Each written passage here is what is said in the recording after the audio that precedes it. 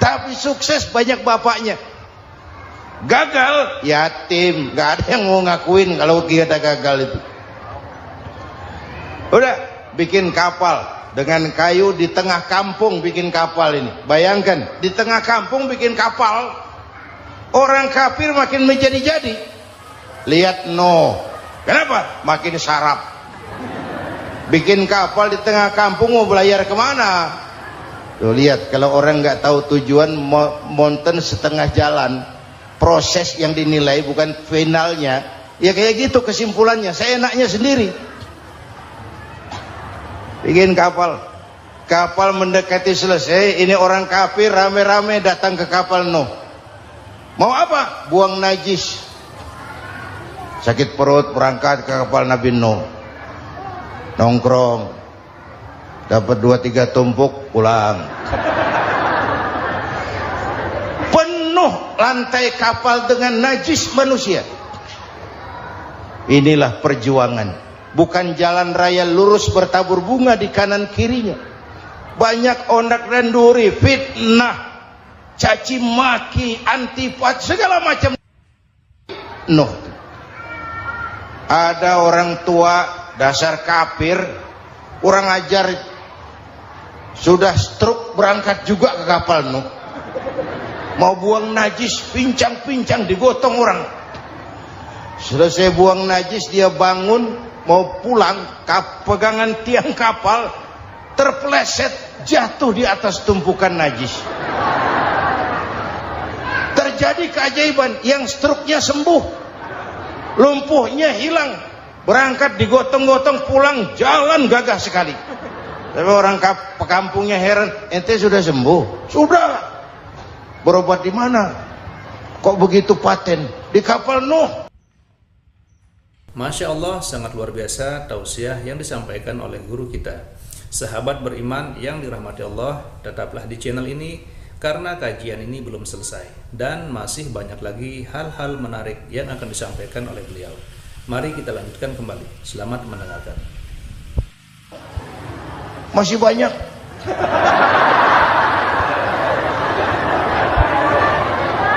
Yang berasa perlu obat bawa rantang. Ambil bersih lagi geladak kapal itu. Sudah selesai Nuh? Selesai. Oke, kau orang yang beriman bersamamu, binatang serba sepasang, naik Nabi Nuh, naik orang beriman, naik binatang serba sepasang. Ini cikal bakal penyelamatan manusia, Pak. Naiklah orang beriman, sudah naik semua, Nabi Nuh kontrol. Ini contoh buat kita, kontrol. Sudah naik semua teman-teman, sudah.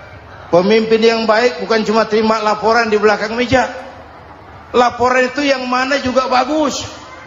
Sama juga kampanye, kampanye yang mana juga merdu. Kalau aja yang dihitung. Pernah ada calon bupati kampanye janji, kalau saya berhasil kita akan banyak bangun jembatan di daerah kita. Rakyat tanya, Pak, nggak ada sungai di kampung kita, Pak. Dia bilang, sungainya kita bangun sekalian. Udah kadung janji, mana pula orang mau bangun sungai itu. Saudara-saudara, kontrol. Jangan cuma tunggu laporan di belakang meja, semua laporan bagus. Ya Bu? Bu?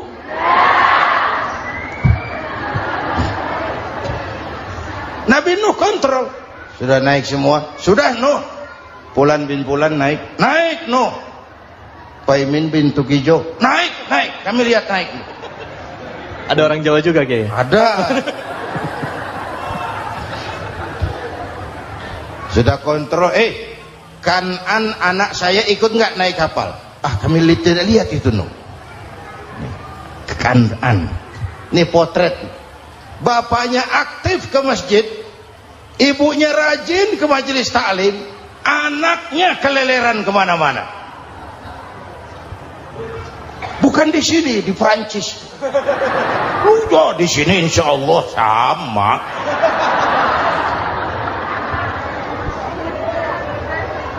Nuh karena sayang anak, Nuh karena cinta anak, Nuh karena tanggung jawab anak, cari naik ke atas kapal. Lihat Kan'an, anak saya? Enggak lihat, Nuh. Turun ke ruang bawah, periksa lagi. Mang, ayah Kan'an di dia. Jamaah Tasik ini rupanya di dalam. Tuh ayah, Mang. Ayah ke mana ya budak ini? Turun ke bawah, tanya lagi, ono Kan'an toh? Ora nano ora ketok. Rombongan Jawa Tengah naik ke atas buritan.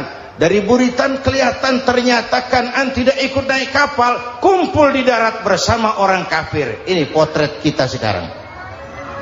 Kumpul sama orang kafir, hanyut anak-anak kita, ditelan budayanya orang kafir, ditelan tradisinya orang kafir, ditelan pergaulannya orang kafir. Nuh karena sayang anak dari atas manggil. Dalam Quran dijelaskan itu. Karena Nabi Nuh di atas, Kan'an di bawah, teriak, ya bunayyar kam ma'ana. Begitu dalam Quran ayatnya. Cuma ini pakai gaya memanggil supaya kelihatan kegambar, kira-kira Nuh manggilnya begitu. Ini namanya gaya dakwah, Pak. Kalau ceritanya datar nggak menarik. Maka Nuh memanggil Kan'an, ya bunayyar kam ma'ana. Kata yang dengar, heeh. Ini gaya orang manggil, ya bunayyar kam ma'ana. Kan'an, kesini nak, naik kapal sama papi. Kata Kan'an di bawah itu, enggak mau papi, John di sini saja. Kata Nuh, jangan nak, Allah sedang murka, akan turun banjir. Kalau datang banjir papi, sa'awi ila jabalin ya'simuni minal ma', saya akan naik ke gunung tinggi yang bisa menyelamatkan saya dari banjir. Kan'an naik ke gunung, gunung dihantam banjir, Kan'an mati. Sampai sekarang. Yang kelima, Nabi Musa, kisah Muharramnya ini. Lahir dalam kondisi yang sulit. Karena Fir'aun mimpi akan lahir seorang anak dari keturunan Bani Israel yang akan menghancurkan kerajaannya.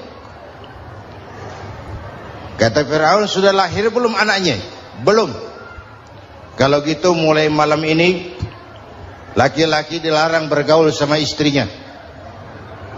Semua perempuan hamil di bawah pengawasan negara. Mulai hari ini kalau lahir anak laki-laki terutama Bani Israel, penggal. Satpol PP disiapkan. Udah ada kayaknya. Ada. Patroli.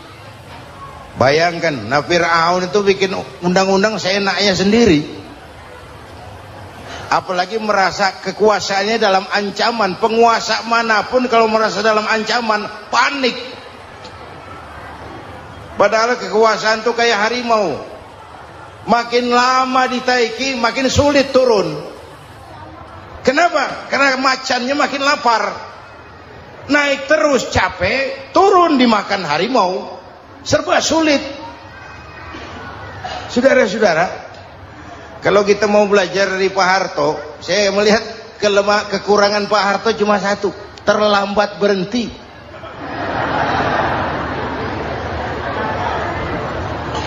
Terlambat berhenti. Di sekelilinginya banyak tukang-tukang jilat, tukang-tukang semir. Pak, kalau tidak ada bapak kami bagaimana, Pak? Saudara hadirin yang saya hormati, maka sering saya ingatkan, temanmu yang sejati adalah teman yang membuat kamu jadi benar, bukan teman yang selalu membenarkan kamu. Berapa banyak pejabat-pejabat hancur karena selalu dibenarkan oleh lingkungannya. Bapak benar, Pak, Bapak bijaksana, Pak, itu tepat, Pak. Benar. Buang angin pun kata kelilingnya, oh bapak sehat. Temanmu yang sejati, teman yang bikin kamu jadi benar, bukan teman yang selalu membenarkan kamu. Bapak Ibu hadirin yang saya hormati, tapi kehendak Allah terjadi. Lahirlah Musa. Bayinya dihanyutkan di sungai Nil. Bayi sudah menderita, dihanyutkan di sungai Nil. Dan akhirnya besar di lingkungan istana Fir'aun. Diriwayat oleh Ratu Aisyah, perempuan Fir'aun, setelah mulai berjuang, terjadilah itu. Musa dan pengikutnya dikejar oleh Fir'aun. Sampai di tepi laut, Allah wahyukan Musa, lempar tongkatmu ke laut. Dalam kondisi darurat, mukjizat tiada jalan. Kondisi darurat. Kalau tidak, mukjizat itu maunya Allah, bukan maunya Nabi. Nabi nggak kuasa, Allah yang mau. Tapi hidup Nabi bukan mukjizat, manusiawi. Tidak mentang-mentang ada mukjizat tongkat, tiap sulit main tongkat, nggak usah berjuang kalau begitu. Itu darurat menyelamatkan umat. Tongkat dilempar ke laut, laut terbelah. Laut terbelah. Itu secara visualnya bisa kita lihat dalam film The Ten Commandments. Udah nonton belum? Urusan nonton kalah sama Ustadz bagaimana sih? Ten Commandments, 10 firman Tuhan. Tekniknya bagus loh. Bagaimana laut terbelah. Musa lewat, Fir'aun mengejar. Musa sampai di ujung sana, Fir'aun masih di sama tengah perjalanan. Laut nutup kembali. Laut menutup kembali, Fir'aun tenggelam, cengap-cengap di lautan. Begitu nafas sampai di tenggorokan, Fir'aun sambil cengap-cengap itu, amantu bi Rabbi Musa wa Harun. Duh, kalau begini mah saya juga percaya sama Tuhannya Musa. Malaikat maut jengkel, goblok loh, terlambat sekarang, ditenggelamin terus, modar. Musa selamat, Fir'aun mati, jenazahnya, jasadnya terdampar di pinggir laut. Beberapa waktu kemudian ditemukan orang, dimumi, dibalsem, diawetkan. Itu sesuai janji Quran. Wa kadzalika nunajjika bi badanika litakuna liman khalfaka ayah. Kami selamatkan badan kamu agar jadi pelajaran bagi orang-orang sesudah kamu nanti. Janji Quran tepat. Janji itu 14 abad yang lalu. Jasad Fir'aun ditemukan, dimumi, diawetkan, dibalsem di bawah nama Farao Ramses II. Sekarang tersimpan di Museum Negara di Mesir. Kapan-kapan nanti ibu main ke Mesir, mampir. Naik ojek paling berapa itu? Oh, orangnya tinggi, hidungnya mancung, pokoknya pantaslah jadi Fir'aun. Selamatnya Musa di kejaran Fir'aun di ujung sana itu terjadi pada hari ke-10 bulan Muharram, yang oleh orang Nasrani diperingati dengan hari raya Paskah. Mereka melaksanakan puasa, mensyukuri nikmat keselamatan dari kejaran Fir'aun. Makanya kalau kita ikut puasa di bulan Muharram, bukan mengikuti syariatnya Nasrani, salah. Karena Nabi mengajarkan, itu sumbernya. Bukan ikutan sama ibadahnya Israel. Tapi memang agama ini kan merupakan mata rantai. Datang Rasul baru melengkapi Rasul sebelumnya, datang Rasul baru melengkapi Rasul sebelumnya. Mata rantai yang berkaitan.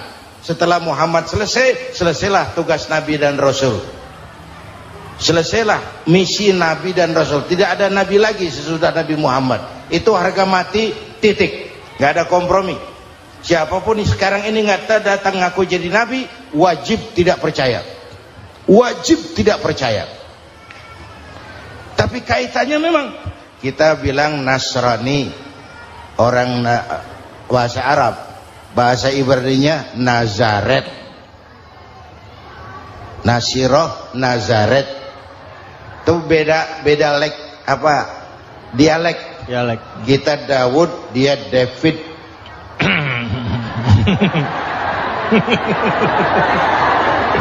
Ibrani. Kita Ali, dia Alek. Kita Sulaiman, dia Solomon. Kita Camat, dia Comot. Ini yang ngomong ini comot semua. Bapak dan Ibu jamaah yang saya cintai, pertanyaan pertama, hijrah qalbiyah.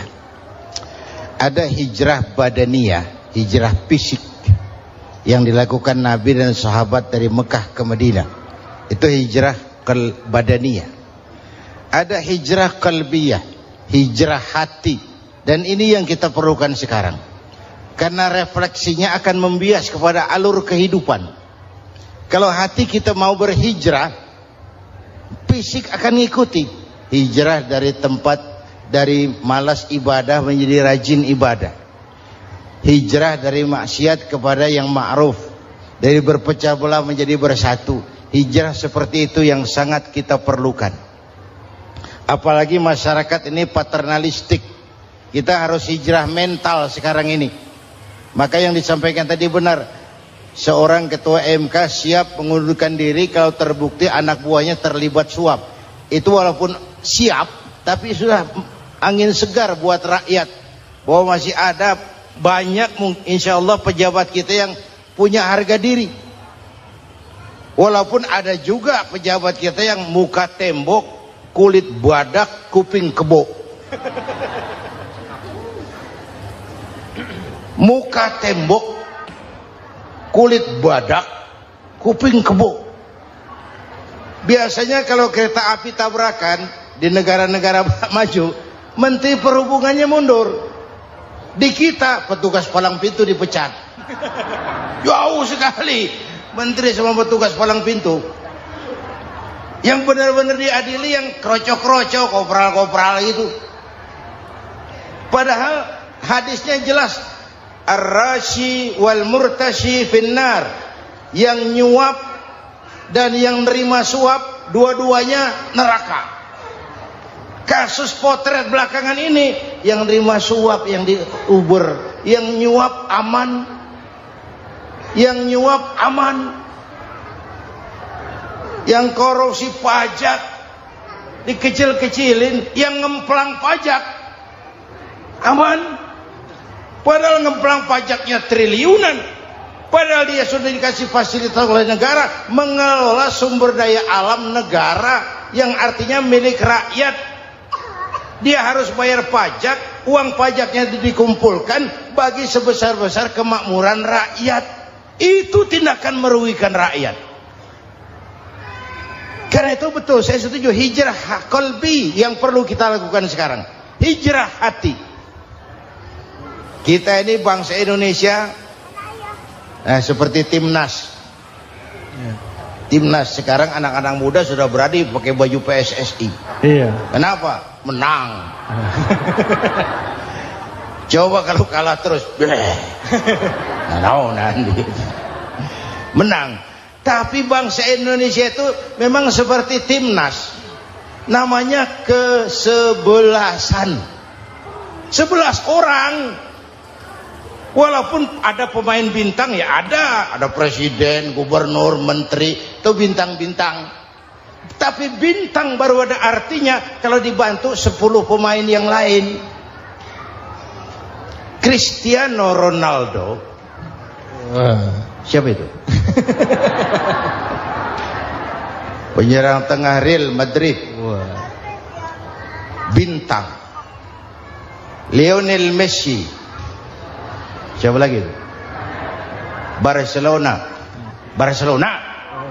Bercelana.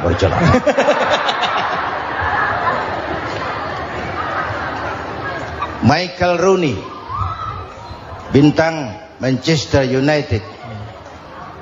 Ronaldo baru bintang, Messi baru bintang kalau ada 10 pemain yang lain. Bagaimanapun hebatnya Cristiano Ronaldo, kalau sendirian lawan satu kesebelasan, babak belur. Itulah kita, bangsa Indonesia. Kita satu kesebelasan, harus saling memperkuat. Ada bangsa kita ini yang jadi jaksa, ada yang jadi hakim, ada yang jadi polisi. Itu posisi penyerang tengah, kiri luar, kanan dalam, back, striker, kiper, posisi. Tapi sadar, kita satu kesebelasan, Bung. Jangan bikin gol ke gawang sendiri. Kalau punya bola bagus, operan dong sama temannya. Yang bisa menciptakan gol, operan. Ada yang jadi pengusaha besar, bagus boleh. Punya untung besar, operan. Kasih masjid, kasih pesantren, operan. Ini kesebelasan kita kalau punya bola, pelitnya setengah mati, Pak. Nggak mau ngoper. Bawa sendiri, mending bikin gol. Enggak. Kita ini satu kesebelasan, satu sama lain harus saling memperkuat. Bahwa ada penyerang tengah, itu si posisi. Tapi kalau memang peluang memungkinkan, ayo dong operan. Saya iri sama kesebelasan Nasrani di Indonesia. Mereka kalau punya bola, operannya cakep. Gereja cepat selesai, rumah sakit Kristen cepat selesai. Kenapa? Operannya bagus. Kita ini kalau punya bola bawa sendiri, nggak mau ngoper, maka masjid nggak selesai-selesai, madrasah banyak yang bocor, rumah sakit Islam kalah bersaing. Kenapa? Operannya berat.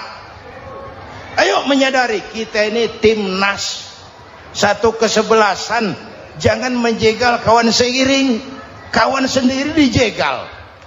Sudah musuh terlalu kuat, gawang sendiri dijebol. Akhirnya terbalik kita ini. Ujian terberat telah diberikan Allah kepada para anbiya, kemudian para aulia, kemudian para ulama. Summal amsal fal amsal, ke bawah dan ke bawah, diuji setiap orang menurut kekuatannya berpegang kepada agama. Kalau karena anak Melayu bilang, kalau takut dengan ombak, jangan berumah di tepi pantai.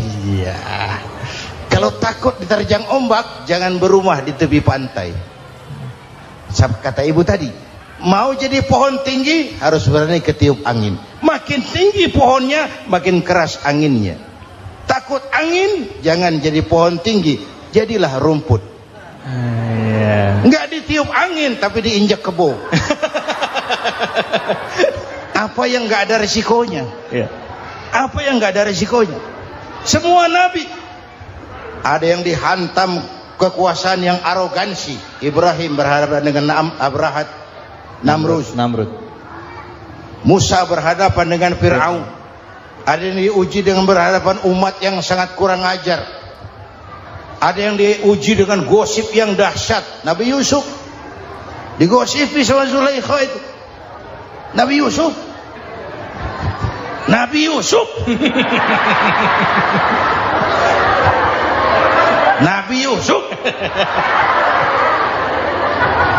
Yang namanya gosip itu kan menyebarkan keburukan orang. Kalau benar saja hukumnya ghibah. Kalau salah hukumnya fitnah. Fitnah lebih bahaya dari pembunuhan. Benarnya ghibah, salahnya fitnah. Saudara hadirin yang saya hormati, jadi resiko itu biasa. Tidak ada yang tanpa resiko. Kalau takut ombak, jangan berumah di tepi pantai. Tinggal bagaimana kita menyikapinya. Kalau kita dewasa, ini bagian ibadah saya kurang. Mungkin karena dia omongin orang, tambah pahala saya. Mungkin karena dia omongin orang, tambah pahala saya. Maka saya ngadepi gosip sepatah pun saya nggak ngomong. Saya cicing. Saya percaya masyarakat tuh punya filter. Amin. Saya percaya Tuhan tuh nggak tidur. Alhamdulillahirrabbilalamin. Demikianlah tausiah penuh ilmu, hikmah, dan manfaat yang sudah kita dengarkan bersama dari guru kita. Semoga tausiah yang beliau sampaikan kepada kita semua menjadi ilmu yang bermanfaat dalam kehidupan kita sehari-hari. Sahabat beriman yang dimuliakan Allah, terima kasih banyak sudah menyimak kajian ini sampai selesai. Doa dan harapan saya, semoga sahabat semua selalu diberikan kesehatan, dimudahkan segala urusannya, dan dilancarkan rezekinya. Amin ya Rabbal Alamin.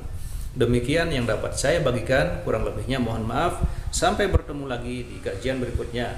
Wabillahi taufiq wal hidayah. Wassalamualaikum warahmatullahi wabarakatuh. Setelah kita mendengarkan tausiah yang sangat luar biasa dari guru kita, sekarang mari kita lanjutkan aktivitas kita masing-masing. Semoga kajian yang beliau sampaikan kepada kita semua menjadi ilmu yang bermanfaat dalam kehidupan kita sehari-hari. Dan semoga kita bisa istiqomah dalam mengamalkannya. Amin ya Rabbal Alamin. Selamat beraktivitas buat sahabat semua dan sukses selalu. Sampai bertemu lagi di video berikutnya. Wassalamualaikum warahmatullahi wabarakatuh. Bismillahirrahmanirrahim. Assalamualaikum warahmatullahi wabarakatuh. Alhamdulillahirabbil alamin wassalatu wassalamu ala asyrafil anbiya'i wal mursalin sayyidina Muhammadin wa ala alihi wa sahbihi ajma'in, amma ba'du. Sahabat beriman yang dimuliakan Allah, syukur alhamdulillah kita bertemu lagi di channel ini. Pada kesempatan yang berbahagia ini, mari sejenak kita luangkan waktu kita untuk bersama-sama menyimak tausiah yang sangat luar biasa yang akan disampaikan oleh guru kita. Tentunya banyak sekali ilmu, hikmah, dan manfaat yang bisa kita jadikan pelajaran dalam kehidupan kita sehari-hari. Penasaran siapa beliau? Mari kita simak bersama. Selamat mendengarkan. Adam itu bapak moyang kita. Dosanya satu, makan buah khuldi. Dikeluarkan dari surga. Kita dosanya banyak, kepengen masuk, nggak nyambung. Hai Adam, dari tidak ada kamu saya adakan. Saya perintahkan tinggal di surga. Merasa sepi sendirian, saya ciptakan Siti Hawa supaya kamu tenang. Kamu boleh nikmati semuanya. Ini boleh, itu boleh, ini boleh, itu boleh. Makan, makanlah yang kau mau. Minum, minumlah yang kau suka. Pakai, pakailah yang kau senang. Satu yang saya minta, jangan dekati pohon khuldi. Itu kau tidak sanggup, keluar. Diusir dari surga. Sujud Nabi Adam. Kata riwayat 40 tahun sujud. Membaca Rabbana zalamna anfusana wa illam taghfir lana wa tarhamna lanakunanna minal. Itu namanya istighfarnya Nabi Adam. Istighfar itu kan mengucapkan astagfirullah, basmalah, membaca bismillah. Jangan kayak teman saya disuruh banyak-banyak baca istighfar, benar-benar dia baca istighfar, istighfar, istighfar. Bukan itu maksudnya. Nah, maka salah satu amalan yang sangat dianjurkan di bulan Muharram ini memperbanyak istighfar. Tidak ada orangnya yang tidak. Ayo jujur, ini yang kumpul di sini semua, ada nggak yang nggak punya dosa? Yang merasa nggak punya dosa, ayo ke depan. Ada? Tidak ada. Setiap kita, entah kecil entah besar, sengaja terlupa, pasti mempunyai yang namanya khilaf dan salah. Dan Allah Tuhan kita bukan Tuhan pendendam. Allah Tuhan kita Tuhan yang ramah dan rahmah. Manusia, dosamu banyak, tapi ampunanku lebih banyak. Salahmu besar, rahmatku jauh lebih besar. Kau sujud di hadapanku, aku bangga melihatnya. Kau menangis di hadapanku, aku senyum melihatmu. Kau berjalan menujuku, aku berlari menyambutmu. Karena itu amalan yang sangat dianjurkan di bulan Muharram ini memperbanyak istighfar. Itu kalau istighfarnya Nabi Adam. Ada istighfarnya Nabi Yunus. Ibu kenal Nabi Yunus? Di mana kenalannya? So tahu. Nabi Yunus itu ketika berdakwah kepada kaumnya yang bandel, memberikan peringatan, kalau kalian tidak mau beriman akan turun azab. Kapan Yunus? Akan. Kenapa mesti akan? Sekarang aja kalau mau saya tungguin. Kurang ajar betul ini umat. Akhirnya Nabi Nuh menghindar dengan perhitungan, kalau azab tidak turun saya sudah jauh. Meragukan janji Tuhan. Lalu naik kapal, dinaiki oleh Yunus, kapal mogok. Dicari siapa biang keroknya ini. Diundi ternyata Yunus, sampai 3 kali diundi.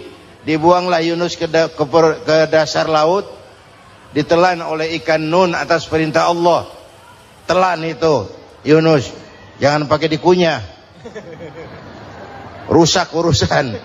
Telan saja, simpan di perutmu. Dibawa oleh ikan Nun ke dasar lautan. Itu yang oleh Quran dikatakan bertemulah 3 macam kegelapan. Zulumatun salas, gelapnya tengah malam, gelapnya di dasar laut, gelapnya di dalam perut ikan. Itu namanya peteng, mbahnya gelap. Di perut ikan itulah Nabi Nuh sadar akan kesalahannya, meragukan janji Allah, meragukan janji Allah. Ia sujud di dalam perut ikan itu, membaca la ilaha illa anta subhanaka inni kuntu. Itu istighfarnya Nabi Yunus. Dibacakan istighfar begitu, ikan sakit perut, Pak. Di dasar laut kemana mau cari apotik? Dia naik ke permukaan, memuntahkan isi perutnya. Nabi Yunus keluar dengan selamat. Itu pun terjadi pada hari ke-10 bulan Muharram. Istighfar intinya itu. Itu amalan utama bulan Muharram, memperbanyak istighfar. Allah selamatkan Nabi Nuh dari bahtera banjir yang luar biasa 10 Muharram. Allah selamatkan Nabi Ibrahim dari pembakaran Raja Namrus 10 Muharram. Setelah Nabi Ibrahim itu menghancurkan berhala-berhala, Abrahat pulang mau ibadah, lihat Tuhannya berantakan, marah besar. Siapa yang menghancurkan Tuhan-Tuhan kita ini? Ada yang lapor, kami lihat Ibrahim. Tangkap. Belum ada bukti, tangkap dulu yang penting. Bukti belakangan. Tangkap. Wah, dikerahkanlah aparat. Tangkap Nabi Ibrahim, disidang langsung oleh Abrahat, oleh Namrus maksud saya. Ibrahim, kau yang menghancurkan berhala-berhala kami ini, Tuhan-Tuhan kami. Siapa bilang? Ada yang lapor. Saya dengar enggak semua berhala itu hancur. Ada yang paling besar, angkat tangan, saya lihat ada kampak di tangannya.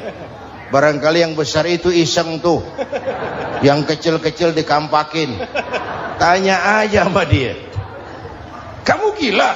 Kenapa? Masa kami disuruh nanya berhala? Gak bisa jawab. Gak bisa jawab. Lah kenapa disembah? Lebih gila mana sih? Tahu gak bisa jawab kenapa disembah? Kurang ajar kamu Ibrahim. Bakar, dibakar.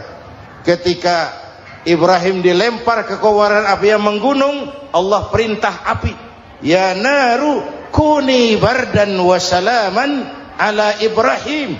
Hai api, dinginlah sampean. Api Madura waktu itu, Pak. Hai api, dinginlah sampean, selamatkan Ibrahim. Api tunduk kepada perintah Allah. Ibrahim masuk ke kobaran api, selembar rambut pun tidak terbakar. Kenapa? Apinya tunduk kepada perintah Allah. Kenapa? Karena Ibrahim orang yang takut kepada Allah. Api tunduk kepada perintah Allah. Kalau kita baca ayat itu, masuk ke api, mateng. Sudah hadirin yang saya muliakan, oleh karena itu selamatnya Ibrahim dari pembakaran Raja Namrud itu pun pada 10 Muharram, Yaumul Asyura, hari ke-10 dari bulan Muharram. Imedia. Bapak Ibu hadirin hadirat yang saya cintai, sebagian kecil tentang Nabi Adam, Nabi Ibrahim dan Nabi Yunus, tapi saya belum menceritakan tentang Nabi Nuh tadi. Mengulang kaji. Nabi Nuh salah seorang rasul yang masuk ulul azmi 5 besar. Karena memang perjuangannya menggambarkan satu usaha yang ulet dan luar biasa. Beliau diberi umur 950 tahun. lalu berdakwah selama 900 tahun, sore, pagi, siang, malam, dapat pengikut tidak lebih 80 orang, rata-rata 10 tahun satu. Kalau saya minta berhenti aja jadi nabi, Pak. Ustadz mana masih mau buka pesantren 10 tahun buka pesantren, yang nyantri cuma satu. Pedagang mana yang masih mau dagang 10 tahun dagang, yang beli satu. Pimpinan partai mana yang masih mau kampanye 10 tahun buka partai, yang nyoblos satu. Bangkrut.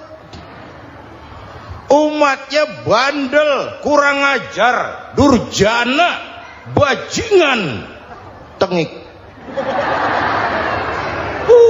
Umatnya Nabi Nuh ini kalau diceramahi telinganya ditutup dengan tangannya. Nabi Nuh akhirnya rekes, Tuhan, siang malam saya berdakwah kepada umat ini, tiap kali saya sampaikan dakwahmu mereka tutup telinganya dengan tangannya, alergi dengar ceramah. Apa itu ceramah? Non profit. Saudara-saudara, jadi mau kamu gimana, Nuh? Sudah Tuhan, habiskan saja orang kafir. Nanti kalau punya anak, anaknya pun kafir lagi. Lebih baik bapak moyangnya sikat habis. Biasanya kalau bapak kalong, anak kampret. Bapak nyolong, anak nyopet. Fotokopi gimana aslinya? Habiskan saja. Itu mau kamu, Nuh? Iya. Oke, nanti aku turunkan banjir, Nuh. Buat kapal. Dengan apa saya harus buat kapal, Nuh? Ya dengan kayu, kata Tuhan. Kayunya dari mana, Tuhan? Ya dari pohon, Nuh. Pohonnya belum ada, Tuhan. Ya tanam dulu, Nuh. Bikin kapal, kayunya nanam pohon. Apa artinya? Perjuangan perlu kesabaran. Sukses itu ada prosesnya. Nggak bisa simsalabim abracadabra lalu kita mau sukses. Semua ada prosesnya. Walaupun kenyataannya begitu. Sukses banyak bapaknya, gagal itu yatim. Kalau kita sukses banyak yang ngakuin. Yang baru ketemu pakai manggil encing. Ketemu baru, tapi sukses banyak bapaknya. Gagal yatim, nggak ada yang mau ngakuin kalau kita gagal itu. Udah bikin kapal dengan kayu di tengah kampung, bikin kapal ini. Bayangkan di tengah kampung bikin kapal, orang kafir makin menjadi-jadi. Lihat Nuh, kenapa? Makin sarap. Bikin kapal di tengah kampung, mau belayar kemana? Tuh lihat, kalau orang nggak tahu tujuan, mountain setengah jalan. Proses yang dinilai bukan finalnya. Ya kayak gitu kesimpulannya. Saya enaknya sendiri. Bikin kapal. Kapal mendekati selesai. Ini orang kafir rame-rame datang ke kapal Nuh. Mau apa? Buang najis. Sakit perut berangkat ke kapal Nabi Nuh. Nongkrong. Dapat 2-3 tumpuk pulang. Lantai kapal dengan najis manusia. Inilah perjuangan. Bukan jalan raya lurus bertabur bunga di kanan kirinya. Banyak ondak dan duri, fitnah, caci maki, antipat, segala macam. Nuh. Ada orang tua dasar kafir, kurang ajar, sudah stroke berangkat juga ke kapal Nuh. Mau buang najis, pincang-pincang digotong orang. Selesai buang najis, dia bangun mau pulang, pegangan tiang kapal terpeleset, jatuh di atas tumpukan najis. Terjadi keajaiban, yang struknya sembuh, lumpuhnya hilang, berangkat digotong-gotong pulang, jalan gagah sekali. Tapi orang kampungnya heran, ente sudah sembuh? Sudah. Berobat di mana? Kok begitu paten? Di kapal Nuh. Masya Allah, sangat luar biasa tausiah yang disampaikan oleh guru kita. Sahabat beriman yang dirahmati Allah, tetaplah di channel ini karena kajian ini belum selesai dan masih banyak lagi hal-hal menarik yang akan disampaikan oleh beliau. Mari kita lanjutkan kembali. Selamat mendengarkan. Masih banyak.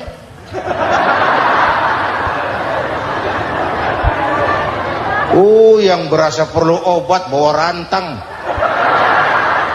Ambil bersih lagi geladak kapal itu.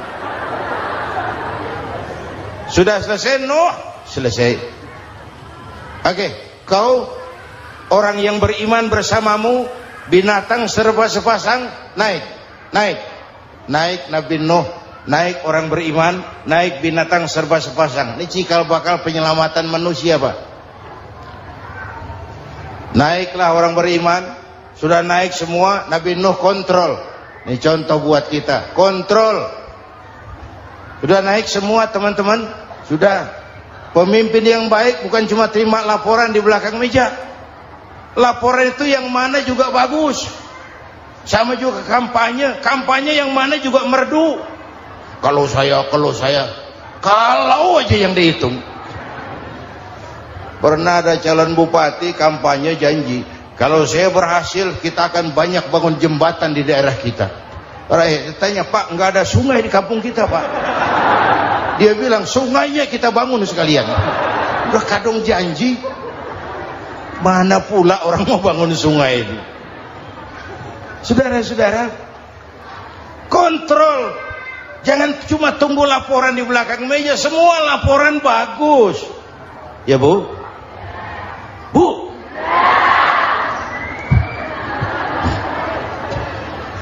Nabi Nuh kontrol. Sudah naik semua? Sudah Nuh. Pulan bin Pulan naik Nuh. Paimin bin Tukijo naik. Kami lihat naik. Ada orang Jawa juga Kiai? Ada. Sudah kontrol. Kanan anak saya ikut nggak naik kapal? Kami tidak lihat itu Nuh. Kanan. Ini potret. Bapaknya aktif ke masjid, ibunya rajin ke majelis taklim, anaknya keleleran kemana-mana. Bukan di sini, di Prancis. Di sini insya Allah sama.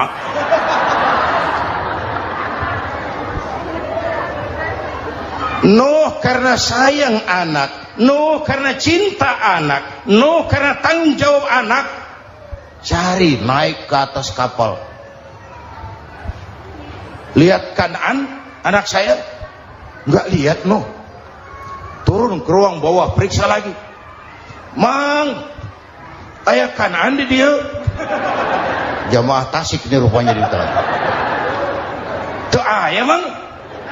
Ayah mana ya budak ini? Turun ke bawah, tanya lagi. Ono Kan'an toh? Ora nano raketo. Rombongan Jawa Tengah naik ke atas buritan. Dari buritan kelihatan ternyata Kan'an tidak ikut naik kapal, kumpul di darat bersama orang kafir. Ini potret kita sekarang. Kumpul sama orang kafir, hanyut anak-anak kita, ditelan budayanya orang kafir, ditelan tradisinya orang kafir, ditelan pergaulannya orang kafir. Nuh karena sayang anak dari atas manggil. Dalam Quran dijelaskan itu. Karena Nabi Nuh di atas, Kan'an di bawah, teriak, ya bunayyar kam ma'ana. Begitu dalam Quran ayatnya. Cuma ini pakai gaya memanggil supaya kelihatan kegambar, kira-kira Nuh manggilnya begitu. Ini namanya gaya dakwah, Pak. Kalau ceritanya datar nggak menarik. Maka Nuh memanggil Kan'an, ya bunayyar kam ma'ana. Kata yang dengar, Ini gaya orang manggil, ya bunayyar kam ma'ana. Kan'an, kesini nak, naik kapal sama papi. Kata Kan'an di bawah itu, enggak mau papi, John di sini saja. Kata Nuh, jangan nak, Allah sedang murka, akan turun banjir. Kalau datang banjir papi, sa'awi ila jabalin ya'simuni minal ma', saya akan naik ke gunung tinggi yang bisa menyelamatkan saya dari banjir. Kan'an naik ke gunung, gunung dihantam banjir, Kan'an mati sampai sekarang. Yang kelima, Nabi Musa, kisah Muharramnya ini lahir dalam kondisi yang sulit karena Fir'aun mimpi akan lahir seorang anak dari keturunan Bani Israel yang akan menghancurkan kerajaannya. Kata Fir'aun, sudah lahir belum anaknya? Belum. Kalau gitu mulai malam ini laki-laki dilarang bergaul sama istrinya. Semua perempuan hamil di bawah pengawasan negara. Mulai hari ini kalau lahir anak laki-laki terutama Bani Israel, penggal. Satpol PP disiapkan. Udah ada kayaknya. Ada. Patroli. Bayangkan, Fir'aun itu bikin undang-undang seenaknya sendiri. Apalagi merasa kekuasaannya dalam ancaman. Penguasa manapun kalau merasa dalam ancaman, panik. Padahal kekuasaan itu kayak harimau, makin lama ditaiki makin sulit turun. Kenapa? Karena macannya makin lapar. Naik terus capek, turun dimakan harimau, serba sulit. Saudara-saudara, kalau kita mau belajar dari Pak Harto, saya melihat kekurangan Pak Harto cuma satu, terlambat berhenti.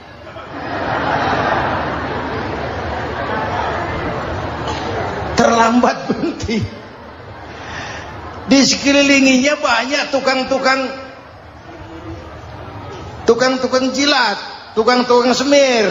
Pak, kalau tidak ada bapak kami bagaimana, Pak?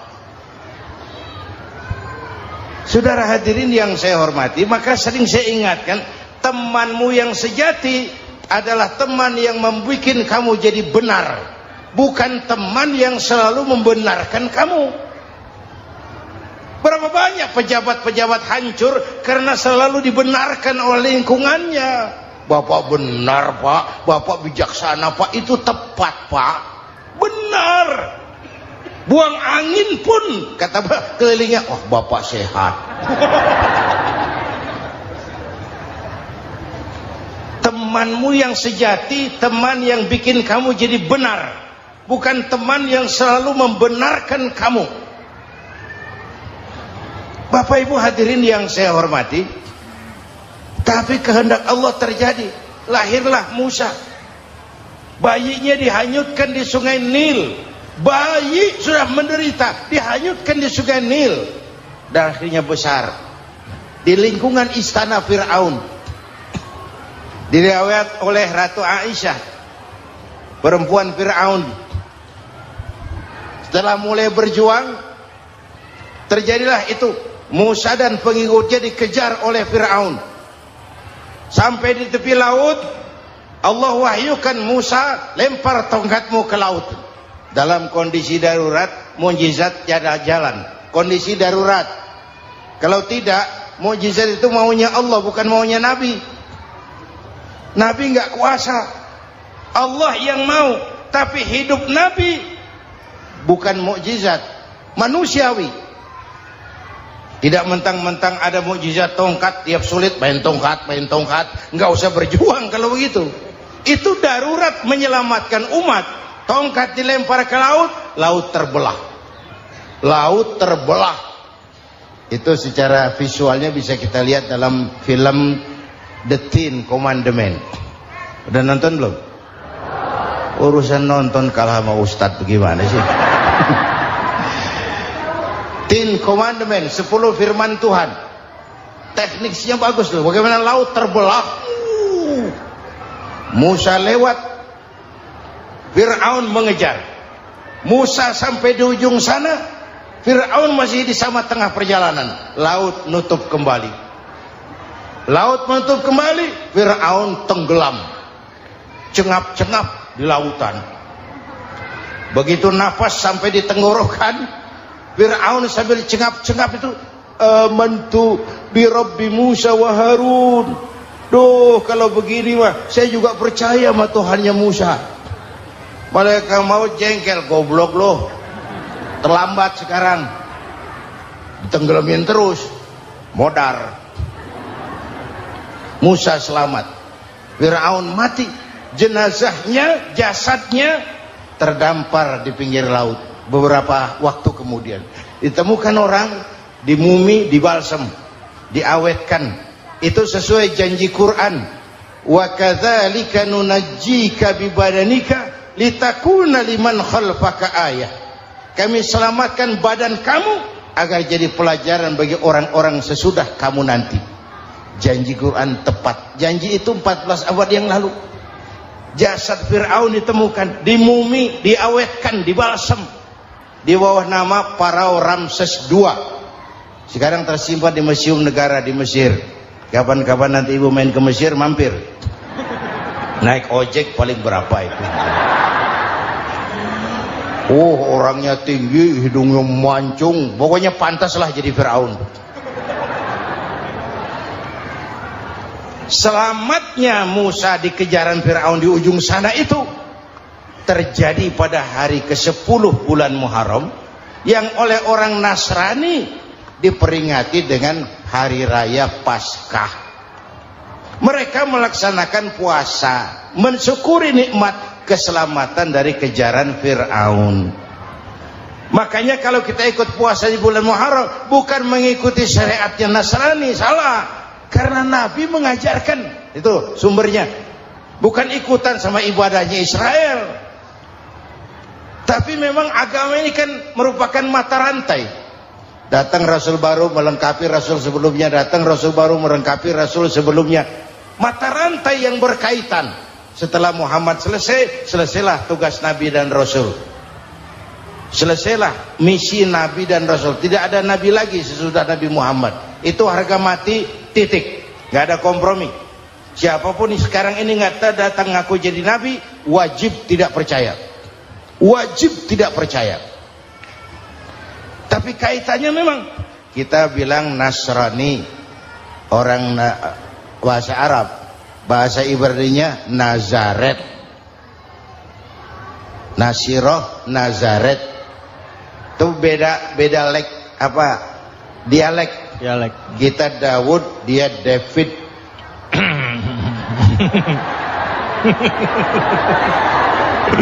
Ibrani.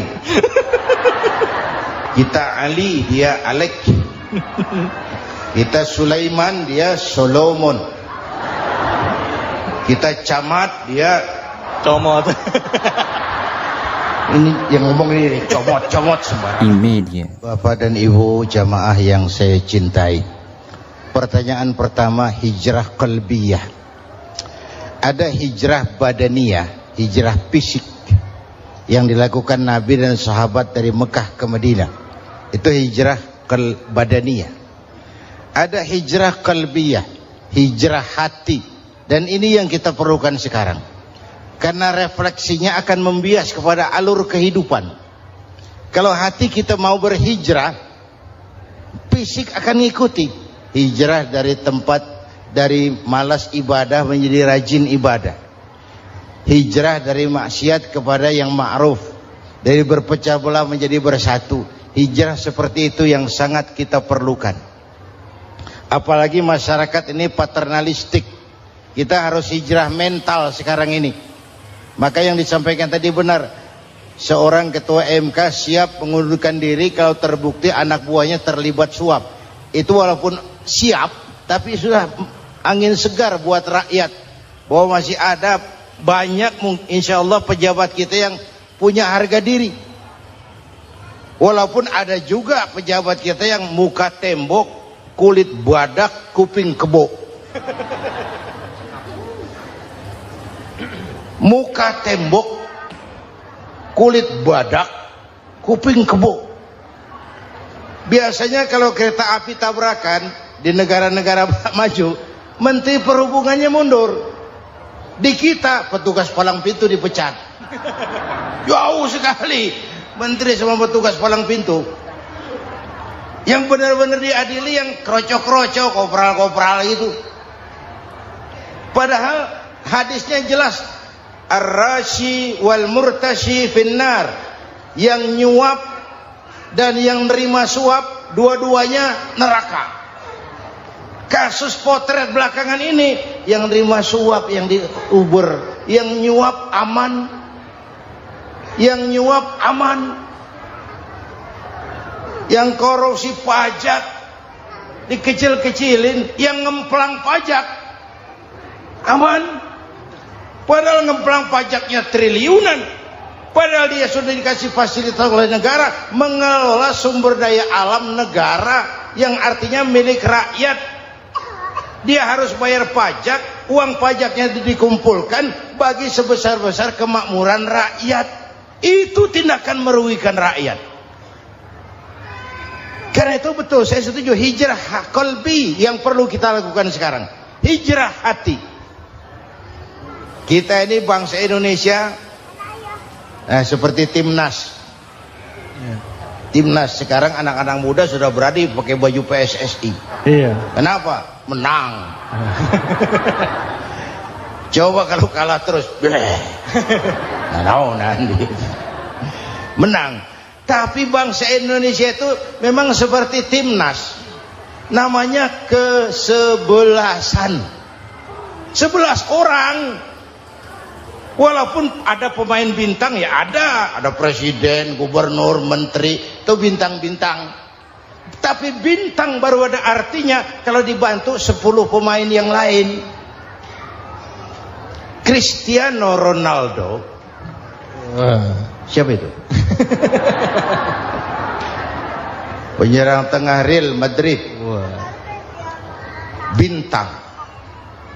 Lionel Messi, siapa lagi itu? Barcelona, bercelana.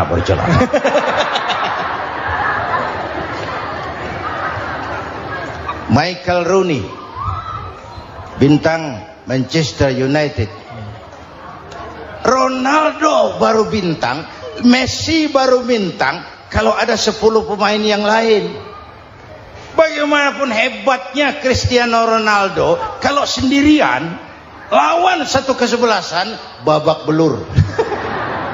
Itulah kita, bangsa Indonesia. Kita satu kesebelasan, harus saling memperkuat.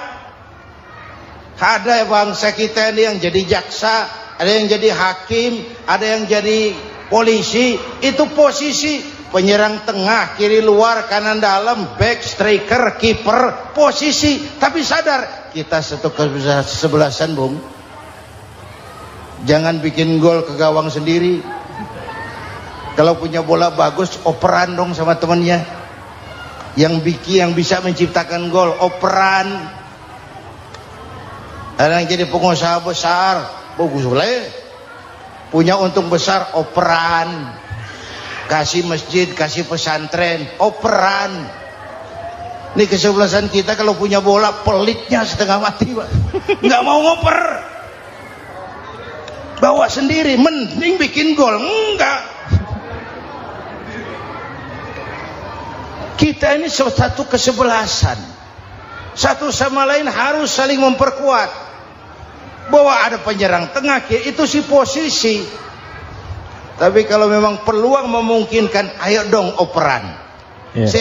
Saya iri sama kesebelasan Nasrani di Indonesia. Mereka kalau punya bola, operannya cakep.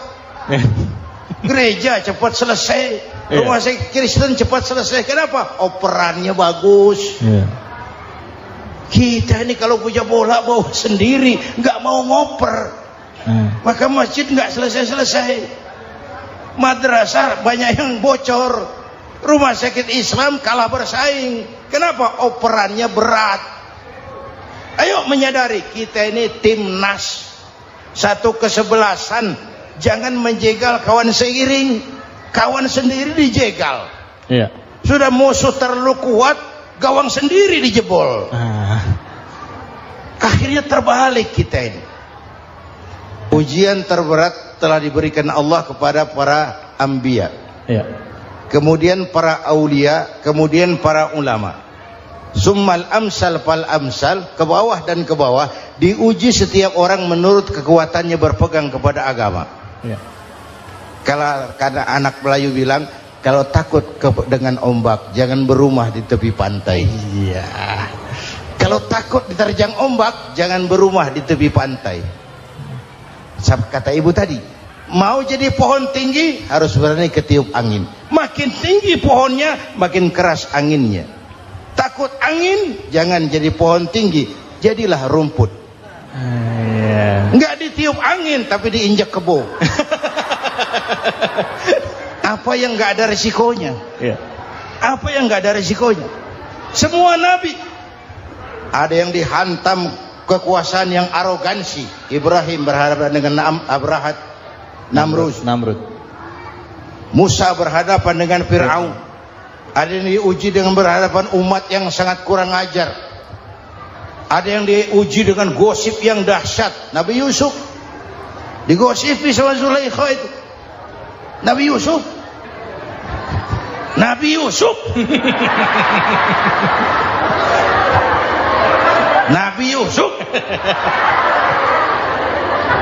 Ya. Yang namanya gosip itu kan menyebarkan keburukan orang. Kalau benar saja hukumnya ghibah. Ya.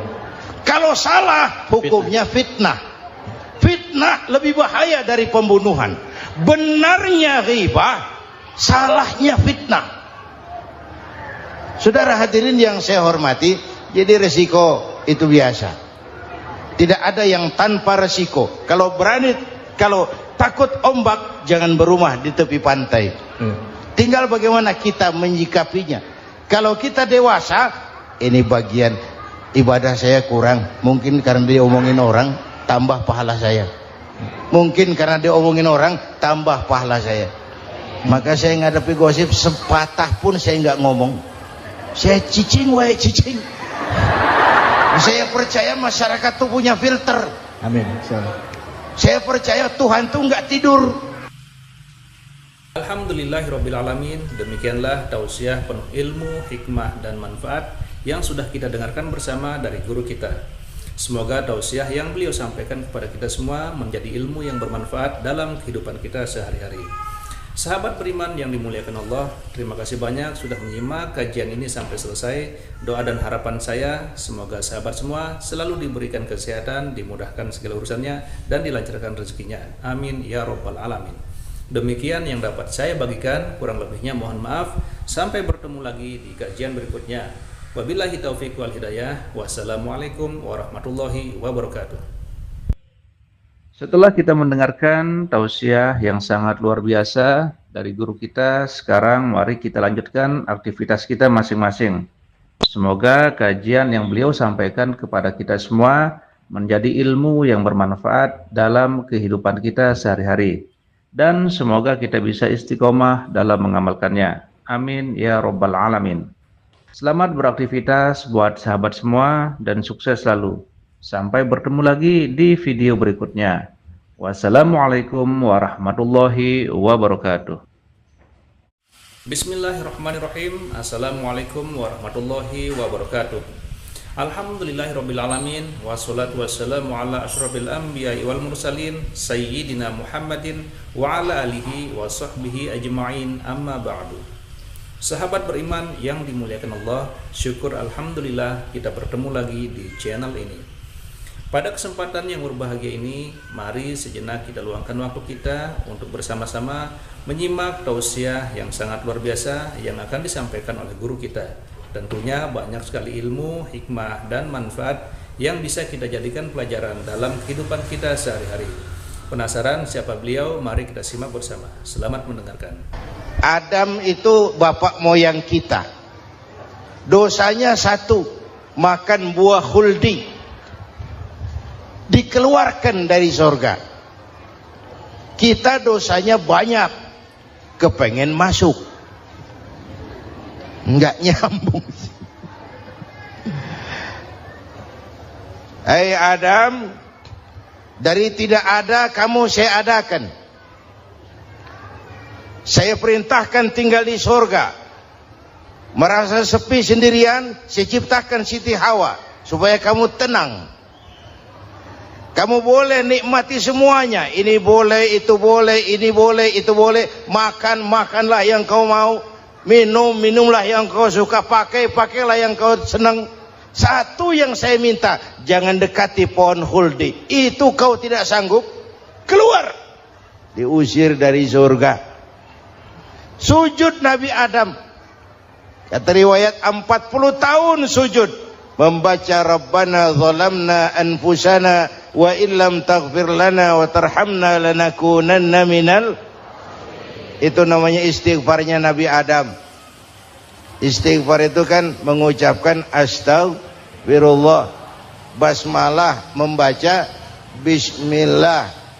Jangan kayak teman saya disuruh banyak-banyak baca istighfar, benar-benar dia baca istighfar, istighfar, istighfar. Bukan itu maksudnya. Nah, maka salah satu amalan yang sangat dianjurkan di bulan Muharram ini memperbanyak istighfar. Tidak ada orangnya yang tidak. Ayo jujur, ini yang kumpul di sini ini semua, ada nggak yang nggak punya dosa? Yang merasa nggak punya dosa, ayo ke depan. Ada? Tidak ada. Setiap kita, entah kecil entah besar, sengaja, terlupa, pasti mempunyai yang namanya khilaf dan salah. Dan Allah Tuhan kita bukan Tuhan pendendam. Allah Tuhan kita Tuhan yang ramah dan rahmah. Manusia, dosamu banyak, tapi ampunanku lebih banyak. Salahmu besar, rahmatku jauh lebih besar. Kau sujud di hadapanku, aku bangga melihatnya. Kau menangis di hadapanku, aku senyum melihatmu. Kau berjalan menujuku, aku berlari menyambutmu. Karena itu amalan yang sangat dianjurkan di bulan Muharram ini memperbanyak istighfar. Itu kalau istighfarnya Nabi Adam. Ada istighfarnya Nabi Yunus.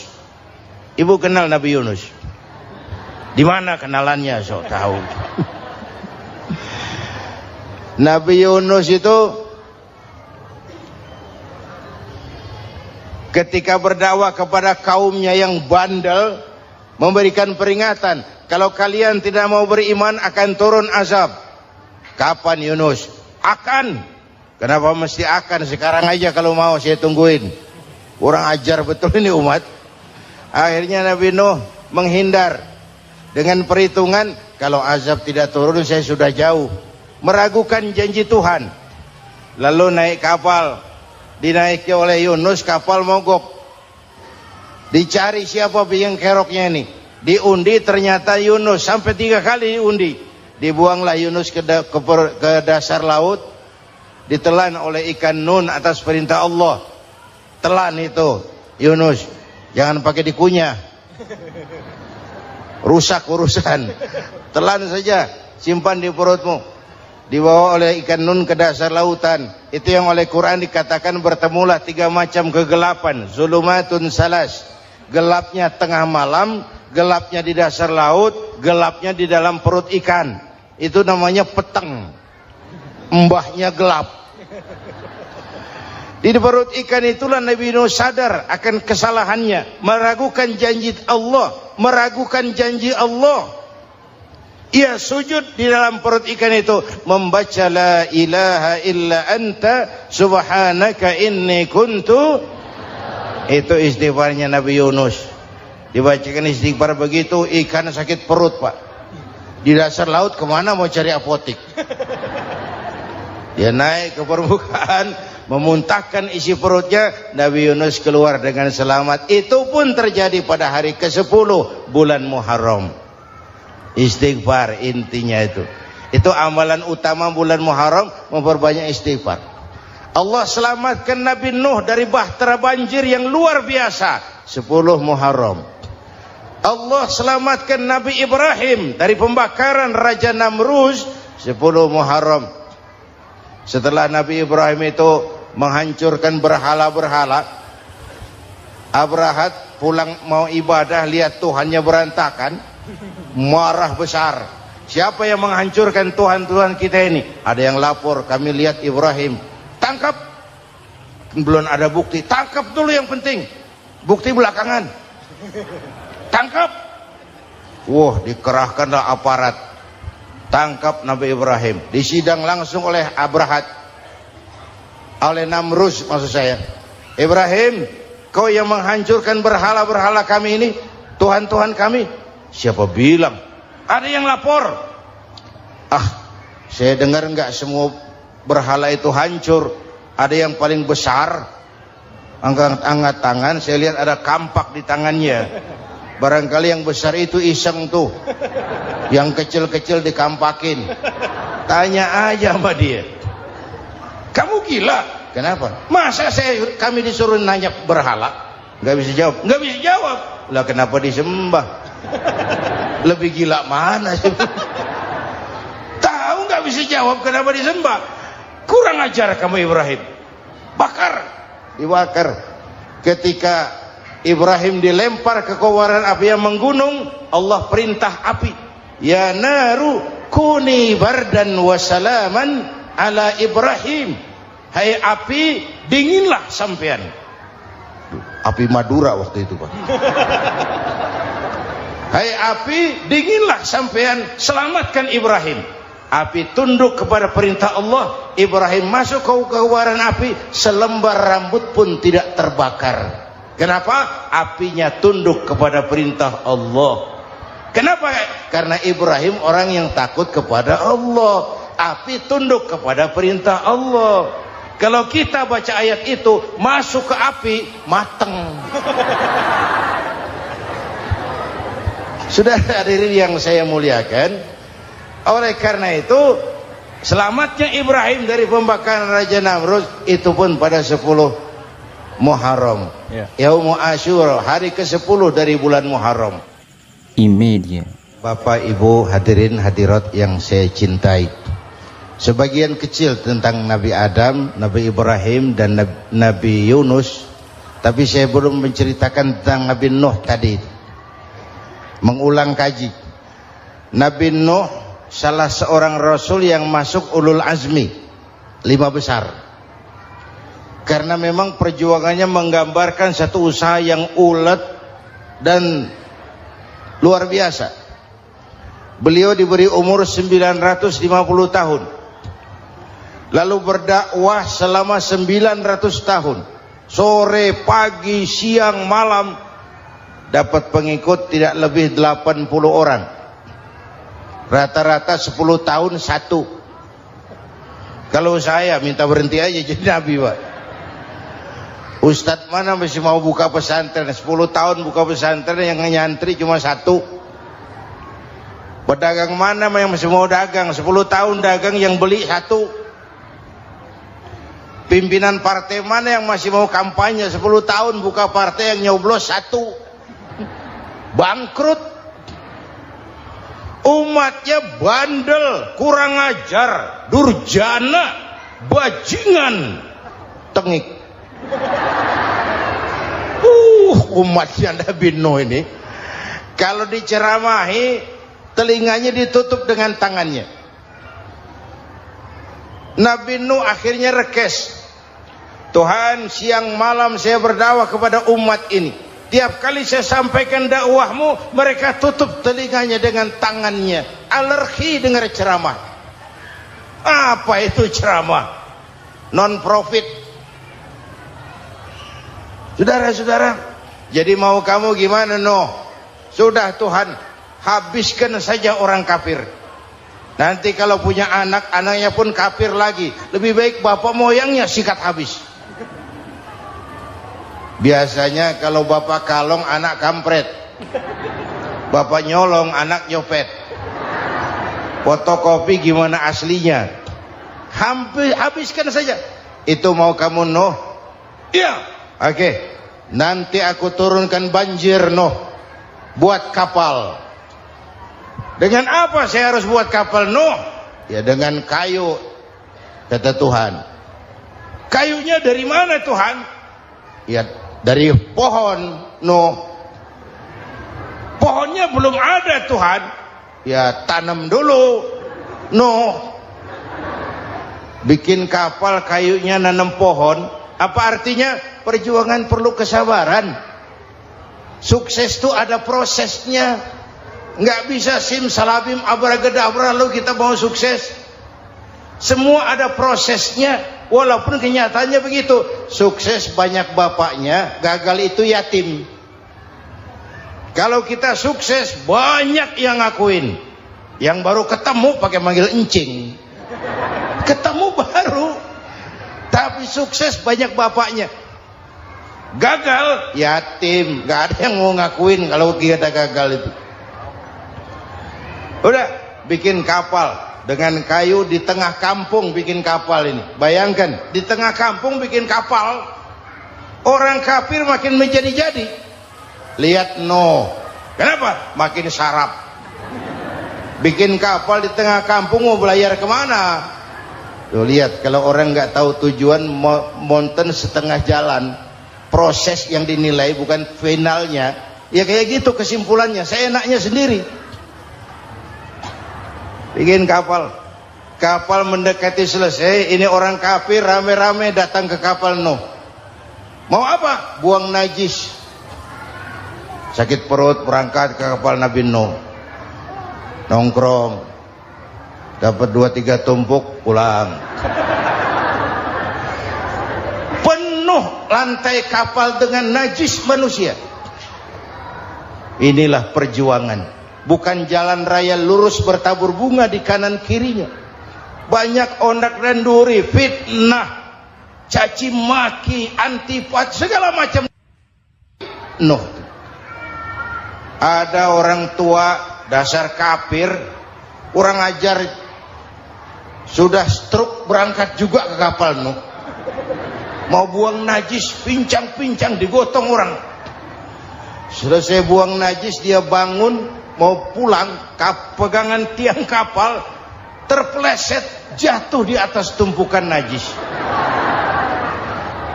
Terjadi keajaiban, yang stroke-nya sembuh, lumpuhnya hilang, berangkat digotong-gotong pulang, jalan gagah sekali. Tapi orang kampungnya heran, ente sudah sembuh? Sudah. Berobat di mana? Kok begitu paten? Di kapal Nuh. Masya Allah, sangat luar biasa tausiah yang disampaikan oleh guru kita.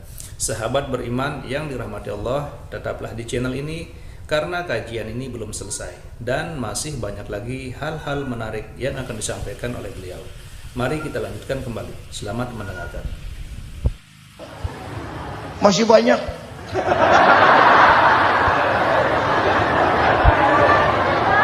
Yang berasa perlu obat bawa rantang. Ambil bersih lagi geladak kapal itu. Sudah selesai Nuh? Selesai. Oke, kau orang yang beriman bersamamu, binatang serba sepasang, naik Nabi Nuh, naik orang beriman, naik binatang serba sepasang. Ini cikal bakal penyelamatan manusia, Pak. Naiklah orang beriman, sudah naik semua, Nabi Nuh kontrol. Ini contoh buat kita, kontrol. Sudah naik semua teman-teman, sudah. Pemimpin yang baik bukan cuma terima laporan di belakang meja. Laporan itu yang mana juga bagus. Sama juga kampanye, kampanye yang mana juga merdu. Kalau aja yang dihitung. Pernah ada calon bupati kampanye janji, kalau saya berhasil kita akan banyak bangun jembatan di daerah kita. Rakyat tanya, Pak, nggak ada sungai di kampung kita, Pak. Dia bilang, sungainya kita bangun sekalian. Udah kadung janji, mana pula orang mau bangun sungai ini. Saudara-saudara, kontrol. Jangan cuma tunggu laporan di belakang meja, semua laporan bagus. Ya Bu? Bu?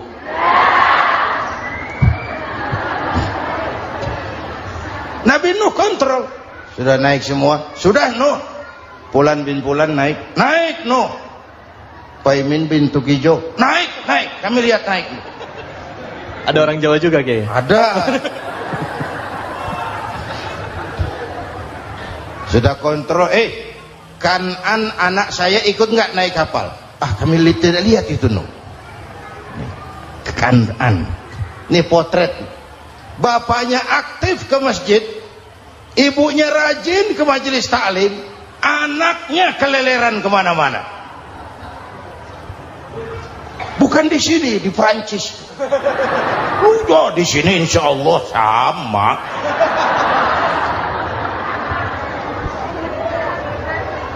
Nuh karena sayang anak, Nuh karena cinta anak, Nuh karena tanggung jawab anak, cari naik ke atas kapal. Lihat Kan'an anak saya? Nggak lihat Nuh. Turun ke ruang bawah, periksa lagi. Mang, ayah Kan'an di dia. Jamaah Tasik ini rupanya di dalam. Tuh ayah mang. Ayah kemana ya budak ini? Turun ke bawah, tanya lagi. Ono Kan'an toh? Ora nano raketok. Rombongan Jawa Tengah. Naik ke atas buritan. Dari buritan kelihatan ternyata Kan'an tidak ikut naik kapal, kumpul di darat bersama orang kafir. Ini potret kita sekarang. Kumpul sama orang kafir, hanyut anak-anak kita, ditelan budayanya orang kafir, ditelan tradisinya orang kafir, ditelan pergaulannya orang kafir. Nuh karena sayang anak dari atas manggil. Dalam Quran dijelaskan itu. Karena Nabi Nuh di atas, Kan'an di bawah, teriak, ya bunayyar kam ma'ana. Begitu dalam Quran ayatnya. Cuma ini pakai gaya memanggil supaya kelihatan ke gambar, kira-kira Nuh manggilnya begitu. Ini namanya gaya dakwah, Pak. Kalau ceritanya datar nggak menarik. Maka Nuh memanggil Kan'an, ya bunayyar kam ma'ana. Kata yang dengar, ini gaya orang manggil, ya bunayyar kam ma'ana. Kan'an kesini nak, naik kapal sama papi. Kata Kan'an di bawah itu, enggak mau papi, John di sini saja. Kata Nuh, jangan nak, Allah sedang murka, akan turun banjir. Kalau datang banjir papi, sa'awi ila jabalin ya'simuni minal ma', saya akan naik ke gunung tinggi yang bisa menyelamatkan saya dari banjir. Kan'an naik ke gunung, gunung dihantam banjir, Kan'an mati sampai sekarang. Yang kelima, Nabi Musa, kisah Muharramnya ini. Lahir dalam kondisi yang sulit karena Fir'aun mimpi akan lahir seorang anak dari keturunan Bani Israel yang akan menghancurkan kerajaannya. Kata Fir'aun, sudah lahir belum anaknya? Belum. Kalau gitu mulai malam ini laki-laki dilarang bergaul sama istrinya. Semua perempuan hamil di bawah pengawasan negara. Mulai hari ini kalau lahir anak laki-laki terutama Bani Israel, penggal. Satpol PP disiapkan. Udah ada kayaknya. Ada. Patroli. Bayangkan, Fir'aun itu bikin undang-undang seenaknya sendiri. Apalagi merasa kekuasaannya dalam ancaman. Penguasa manapun kalau merasa dalam ancaman, panik. Padahal kekuasaan itu kayak harimau. Makin lama ditaiki, makin sulit turun. Kenapa? Karena macannya makin lapar. Naik terus capek, turun dimakan harimau. Serba sulit. Saudara-saudara, kalau kita mau belajar dari Pak Harto, saya melihat kekurangan Pak Harto cuma satu, terlambat berhenti.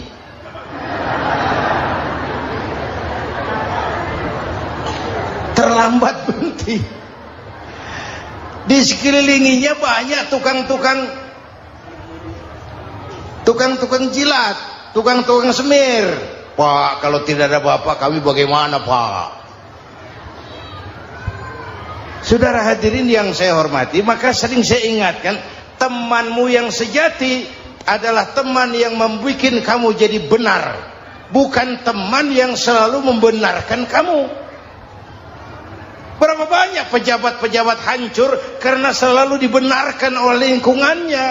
Bapak benar, Pak, Bapak bijaksana, Pak, itu tepat, Pak, benar. Buang angin pun kata kelilingnya, oh Bapak sehat.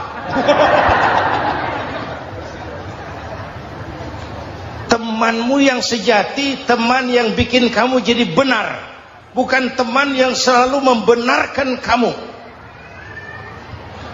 Bapak Ibu hadirin yang saya hormati, tapi kehendak Allah terjadi.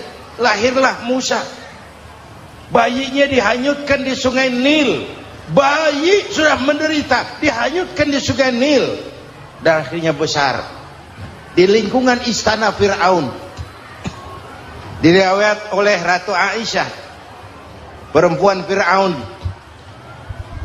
setelah mulai berjuang, terjadilah itu. Musa dan pengikutnya dikejar oleh Fir'aun. Sampai di tepi laut, Allah wahyukan, Musa, lempar tongkatmu ke laut. Dalam kondisi darurat, mukjizat tiada jalan. Kondisi darurat. Kalau tidak, mukjizat itu maunya Allah, bukan maunya Nabi. Nabi nggak kuasa, Allah yang mau. Tapi hidup Nabi bukan mukjizat, manusiawi. Tidak mentang-mentang ada mukjizat tongkat, tiap sulit main tongkat, nggak usah berjuang kalau begitu. Itu darurat menyelamatkan umat. Tongkat dilempar ke laut, laut terbelah. Laut terbelah. Itu secara visualnya bisa kita lihat dalam film The Ten Commandments. Udah nonton belum? Urusan nonton kalah sama Ustadz bagaimana sih? Ten Commandments, 10 firman Tuhan. Tekniknya bagus loh. Bagaimana laut terbelah. Musa lewat, Fir'aun mengejar. Musa sampai di ujung sana, Fir'aun masih di sama tengah perjalanan. Laut nutup kembali. Laut menutup kembali, Fir'aun tenggelam, cengap-cengap di lautan. Begitu nafas sampai di tenggorokan, Fir'aun sambil cengap-cengap itu, amantu bi Rabbi Musa wa Harun.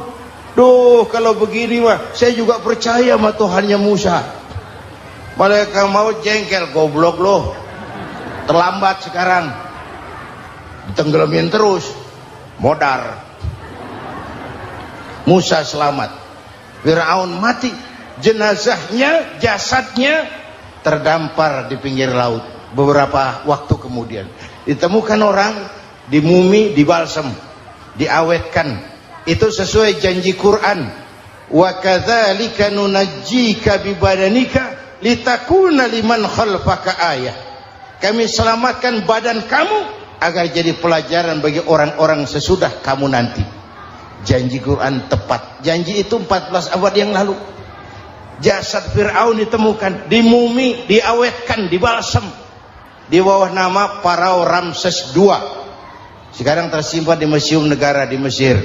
Kapan-kapan nanti ibu main ke Mesir, mampir. Naik ojek paling berapa itu? Oh, orangnya tinggi, hidungnya mancung, pokoknya pantaslah jadi Fir'aun. Selamatnya Musa di kejaran Fir'aun di ujung sana itu terjadi pada hari ke-10 bulan Muharram, yang oleh orang Nasrani diperingati dengan hari raya Paskah. Mereka melaksanakan puasa, mensyukuri nikmat keselamatan dari kejaran Fir'aun. Makanya kalau kita ikut puasa di bulan Muharram, bukan mengikuti syariatnya Nasrani, salah. Karena Nabi mengajarkan, itu sumbernya. Bukan ikutan sama ibadahnya Israel. Tapi memang agama ini kan merupakan mata rantai.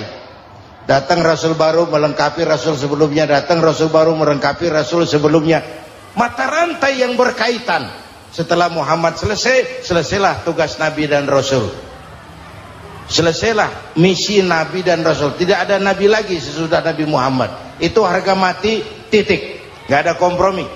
Siapapun sekarang ini nggak datang ngaku jadi Nabi, wajib tidak percaya. Wajib tidak percaya. Tapi kaitannya memang, kita bilang Nasrani, orang bahasa Arab, bahasa Ibraninya Nazaret, Nasiroh, Nazaret. Itu beda dialek. Kita Daud, dia David.